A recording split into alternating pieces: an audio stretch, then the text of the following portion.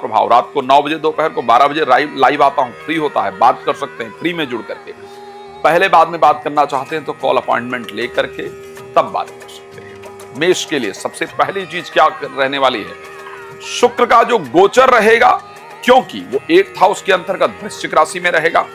2nd house और 7th house के स्वामी अगर अस्त होते हैं तो अपने रिलेशनशिप पर और इन्वेस्टमेंट पर ध्यान रखना होता है। यानी अगर कोई पैसा वगैरह कहीं लगाने जा रहे हैं तो प्लीज बी केयरफुल, और जीवन साथी के साथ समय व्यतीत कीजिए, प्रेमी प्रेमिका के साथ समय व्यतीत कीजिए। उनकी बातों को अगर कोई लड़ाई झगड़े वाली या इगोइस्टिक टाइप जाते हैं तो उसको इग्नोर कीजिए।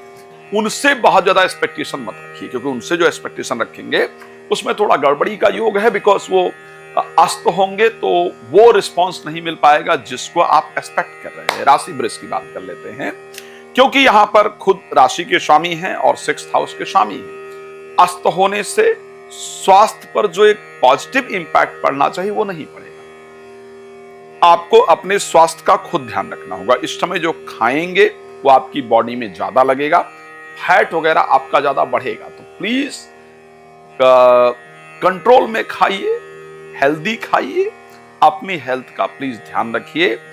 बेहतर रखने के लिए परफ्यूम यूज कीजिए, दुर्गा जी के सामने कपूर जलाइए, अपने कमरे इत्यादि को साफ रखिए, क्लीन रखिए, ताकि शुक्र की एनर्जी आपको मिलती रहे।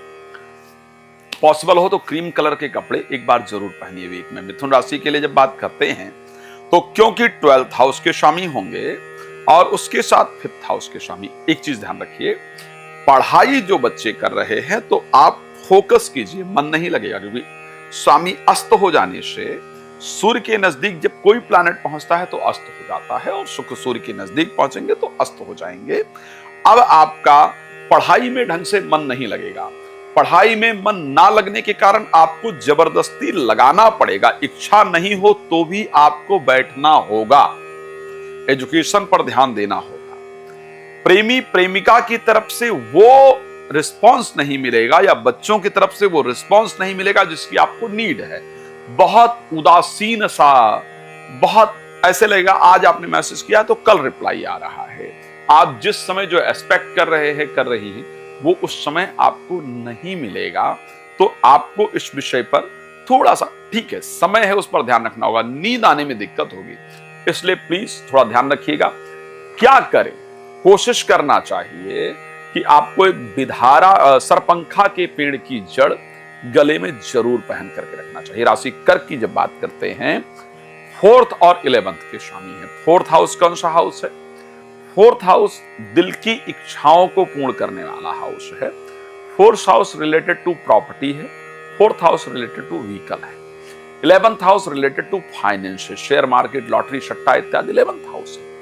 यहां के स्वामी का अस्त होना ये क्लियर दिखाता है कि आपको शेयर मार्केट में पैसा लगाएंगे, जिस रिटर्न की उम्मीद है वो नहीं होगी, सावधानी से लगाइएगा, पैसा डूबने का भी योग बनेगा। ओके, लेकिन उसके साथ साथ प्रॉपर्टी और वाहन से रिलेटेड जो चीजें हैं वो थोड़ी डिले होंगी। निराश नहीं होइएगा, और दिल में एक अजीब सी बेचैनी हो सकती है बिना कारण, तो निराश नहीं होइएगा। क्या करेंगे? दुर्गा जी के सामने लाल फूल एवरी फ्राइडे आप जरूर चढ़ाएंगे। इससे आपके शुक्रकृत जो ऊर्जा है उसका लाभ मिलता रहेगा। स्पेशली जिनके लिए शुक्र की दशा इत्यादि या अंतर्दशा चल रही है उस पर इनका इंपैक्ट सबसे अधिक पड़ता है। जब बात करते हैं राशि सिंह को लेकर के, 10th हाउस के स्वामी हैं और 3rd हाउस के स्वामी हैं। 10th हाउस हमारे पूरे प्रोफेशनल लाइफ को रिप्रेजेंट करता है। यहां पर आपको जो काम है, एक तो ऑफिस इत्यादि काम करने जाते हैं, जाती हैं, थोड़ा जल्दी जाने का प्रयास कीजिए, थोड़ा लेट तक रुकने का प्रयास कीजिए, अपने काम को प्रॉपर देखिए, कहीं भी कोई ढिलाई मत दीजिए। जो काम आज आपने किया है हो सकता है कि उसका रिस्पॉन्स आपको कल मिले, आज न मिले। जब एक्सपेक्टेशन है आपकी उस समय पर रिजल्ट नहीं मिलेगा, बट उसको लेकर के परेशान नहीं होना है, मिलेगा जरूर। अस्त प्लैनेट रिजल्ट थोड़ा लेट से देता है, कहीं आपने इंटरव्यू इत्यादि दिया है उसका रिजल्ट लेट से आएगा, तो परेशान बिल्कुल नहीं होना है। कॉन्फिडेंस लेवल कम होगा बिकॉज 3rd हाउस के भी स्वामी हैं, लेकिन घबराइएगा नहीं, भगवान की कृपा से आपकी सारी चीजें शुक्र के उदय होते बेहतर हो जाएंगी। क्या करना चाहिए जिससे रिस्पांस समय पर हमें मिलता रहे? आपको दुर्गा जी को वस्त्र ले जाकर के जरूर शुक्रवार को चढ़ाना चाहिए, चाहे एक रुमाल ही चढ़ा पाए तो आप उसको चढ़ाइएगा, उससे आपको फायदा होगा। हम आगे चलें और बात कर लें राशि कन्या को लेकर के, जहां पर भाग्य के और सेकंड हाउस के स्वामी हैं। एक तो आपको ध्यान रखना होगा, कोई भी इन्वेस्टमेंट करते हुए, कोई चीज खरीदते हुए बहुत सावधानी रखनी होगी। स्पेशली अगर आप गोल्ड परचेज करने की सोच रहे हैं, मैं जानता हूं आपको बहुत लोग इस टाइम पर गोल्ड परचेज करने की सलाह दे रहे हैं। अगर आप गोल्ड परचेज करने जा रहे हैं, कपड़ा लेने जा रहे हैं या किसी भी चीज पर इन्वेस्टमेंट करने जा रहे हैं, बी केयरफुल। सारी चीजों को पहले ढंग से देखिए, समझिए, देन उस पर काम कीजिए। पूजा पाठ में मन नहीं लगेगा, पूजा पाठ कराने की इच्छा नहीं रहेगी, उस पर थोड़ा ध्यान रखने की आवश्यकता होगी।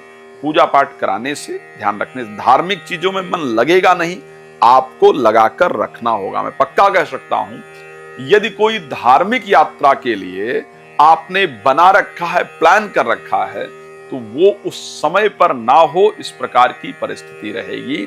प्लीज ध्यान रखें और उस पर काम करते रहें ताकि आपको उसका रिजल्ट बेहतर मिल पाए। चलिए राशि तुला को लेकर बात कर लेते हैं, जहां आपकी राशि के स्वामी हैं। यहां पर आपको दो चीजें ध्यान रखना है। एक तो अपने हेल्थ, अपने विचार, दोनों चीजों पर ध्यान रखना है। अस्त होने से बॉडी में वो एनर्जी नहीं रहेगी जिसकी नीड है। ओके, तो उस एनर्जी को बनाए रखने के लिए आपको एक्सरसाइज और अपनी डाइट पर ध्यान देना होगा, खाने पीने पर आपको ध्यान रखना होगा। मन में बहुत सारे नेगेटिव थॉट्स चारों तरफ से आएंगे, तो क्या करना है, हमें मन को नेगेटिविटी की तरफ ले नहीं जाना है, पॉजिटिव चीजें हमेशा सोचना है। पॉजिटिव सोचने से आपके मन में निश्चित रूप से चेंजेस आएगा और आपका मन अच्छा काम करेगा। नकारात्मक सोचने से बचना होगा, सकारात्मक आपको जरूर सोचना होगा। परफ्यूम जरूर लगाते रहिएगा रोज, तो उससे शुक्र का अस्त होने का इंपैक्ट आपके ऊपर नहीं पड़ेगा और आपका जीवन बेहतर रहेगा। राशि वृश्चिक की जब बात करते हैं, 7th के स्वामी और 12th के स्वामी, दो चीजें ध्यान रखिएगा। नींद जल्दी आएगी नहीं, लाना पड़ेगा। ओके, 12th हाउस नींद का हाउस है, 12th हाउस के स्वामी अस्त होने जा रहे हैं, तो फिर नींद नहीं आएगी। जनरल सी बात है, आप लेटेंगे, सोचते रहेंगे, सोचती रहेंगे, नींद जल्दी नहीं आएगी। तो इसलिए समय से सोने का प्रयास करें, ना सोने से प्रॉब्लम भी होगी। ओके, साथ में क्योंकि 7th हाउस के स्वामी हैं वृश्चिक राशि के लिए, तो यहां पर इनके अस्त होने से जीवन साथी या प्रेमी प्रेमिका से जो हम एक्सपेक्ट कर रहे हैं, उनके बिहेवियर को, उसमें काफी डिफरेंसेस होंगे। वो उस प्रकार का बिहेव नहीं करेंगे जिस प्रकार से हम उनसे चाहते हैं। तो आपको क्या करना होगा, ठीक है प्लैनेट का समय है, अभी ऐसा है, थोड़ी देर बाद चेंज हो जाएगा, तो उनके लेट रिप्लाई पर या उनके चेंज बिहेवियर को देख करके आपको ऐसा रिएक्ट नहीं करना है। अगर आप उसी प्रकार रिएक्ट करेंगे या करेंगी तो आपका रिलेशन खराब हो जाएगा।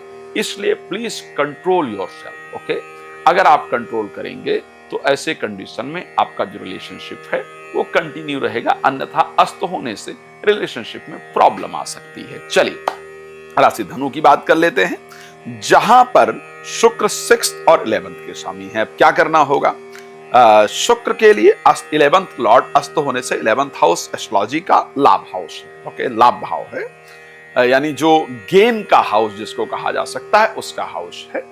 इनके स्वामी के अस्त होने से कहीं पर जो लाभ होना था, जो फायदा होना था, पता चल रहा है कि मेरी एक्सपेक्टेशन थी 100 रुपए की, मिल रहा है 80 रुपए, तो मन परेशान रहेगा। अगर कोई चीज बेचने उचने जा रहे हैं तो या तो रुक जाइए, है ना, रुकेंगे तो अच्छा होगा, बाद में लाभ मिल जाएगा, अभी अस्त है इसलिए नहीं मिल रहा है। शेयर मार्केट वगैरह में इस टाइम पैसा वगैरह अगर पॉसिबल है तो मत लगाइए, बहुत जरूरी है तो बहुत सोच समझ करके लगाइए, कम लगाइए। इस समय जो लाभ होने वाला था होगा जरूर, लेकिन उसके लिए आपको इंतजार करना पड़ेगा, उसके लिए आपको रुकना पड़ेगा। तो इसलिए ये नहीं हो जाए कि जो मेरी एक्सपेक्टेशन थी वो मुझे मिल नहीं रही, इसलिए मैं डिप्रेशन में आ गया, स्ट्रेस में आ गया, ये हो गया। नहीं, रिलैक्स। इस समय अगर अस्त हैं तो उसका लाभ आपको जरूर मिलेगा, लेकिन थोड़ा रुक कर मिलेगा। इसलिए पेशेंस जरूर रखिए, शांति रखिए, निश्चित रूप से रिजल्ट आएगा। अगर मैं बात कर रहा हूं राशि धनु को लेकर के, राशि मकर को लेकर के चर्चा कर लेते हैं। मकर राशि में 10th हाउस के स्वामी हैं और 5th हाउस के स्वामी हैं। अच्छे हाउसेस हैं, ब्रेन इनके पास है, प्रोफेशनल लाइफ इनके पास है। अब दो चीजें ध्यान रखेंगे, एक तो बच्चों की तरफ से, प्रेमी प्रेमिका की तरफ से थोड़ा रिस्पॉन्स लेट मिलेगा। मैंने बार बार कहा है, जो आप चाहते हैं उसका रिस्पॉन्स लेट मिलेगा। साथ में एजुकेशन में जो बच्चे पढ़ रहे हैं, आपको ज्यादा ध्यान लगाना पड़ेगा, यानी आप जो पढ़ेंगे वो कम याद हो ऐसा रहेगा। और जो आप चाहते हैं करना वो शायद थोड़ा मुश्किल होगा करने में, इसलिए थोड़ा ज्यादा ध्यान से आपको करने की आवश्यकता रहेगी। प्रोफेशनल लाइफ में भी रिस्पॉन्स जो आप चाहते हैं, चाहती हैं, वो थोड़ा लेट होगा। आज काम करेंगे, आज एक्सपेक्टेशन है तो 4 दिन बाद मिल रहा है, परेशान नहीं होइएगा। यहां पर क्या करना होता है, मेरी राय जो इसमें कहती है, दही खाना फायदेमंद होता है। अपने फूड में, अपने जो स्पेशली जो लंच है उसमें दही जरूर ऐड कर लीजिए। उसको खाने से शुक्र की जो एनर्जी है वो आपको मिलती रहेगी। राइस यानी चावल जरूर खाने का प्रयास कीजिए, वो आपके लिए फायदेमंद रहेगा। मेरी सबसे पसंदीदा राशि कुंभ है, आप लोग जानते हैं, और उसके लिए शुक्र का अस्त होना क्या करने वाला है, भाग्य स्थान और 4th यानी चौथे भाव और 9वें भाव के स्वामी अस्त हो जाएंगे। इनके अस्त होने से कम्बस्ट हो जाएंगे। इनके होने से एक तो प्रॉपर्टी से रिलेटेड कोई भी खरीदने बेचने का अगर आप काम करने जा रहे हैं, या किसी से आपने दिल की बात कही है, कहा है, तो उनका रिस्पॉन्स आपको थोड़ा लेट मिलेगा। इसको लेकर परेशान नहीं होइएगा। पूजा पाठ, धार्मिक कार्य से या कोई रिसर्च इत्यादि यदि आप कर रहे थे, कर रही थी, तो उसका रिस्पॉन्स आपको लेट आएगा। तो प्लीज उसको लेकर के परेशान नहीं होइएगा।